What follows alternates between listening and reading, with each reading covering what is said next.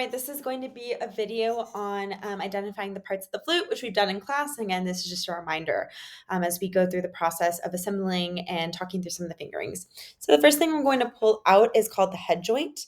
And remember that the head joint has a couple of parts. We have the crown, which is going to be the closed part. The crown has the tuning fork inside, which we went through and we were able to see through the aperture hole where that alignment is. And so if it happened to not be exactly centered, then we have to mess with the tuning cork to help with that alignment. Then we have the lip plate right here. The lip plate is going to be the groove outside of the head joint. Remember that the longer side of the lip plate is going to be facing you. And then we have the hole, and that's called the aperture hole or the embouchure hole. And this entire part is called the head joint, which is going to connect to the next part. It has no keys or rods on it. The next part is going to be the middle joint. With the middle joint, we have several keys. Remember that keys can be open or close hold. Many of us had close hold flutes. We have this part that's called the barrel. The barrel has kind of two grooves for me and it has the brand name on it, and that's going to connect to the head joint.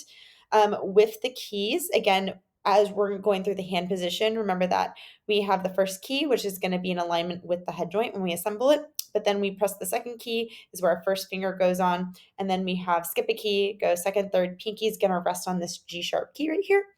And then 4, 5, 6, and our pinky is going to connect to that head joint.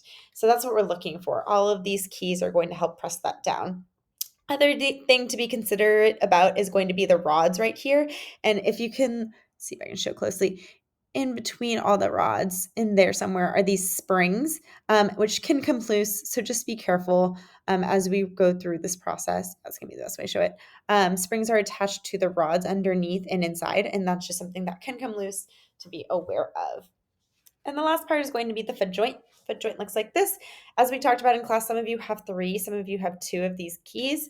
The reason you have 3 is because it allows for a lower note to happen on the flute. So if you have 2, no worries.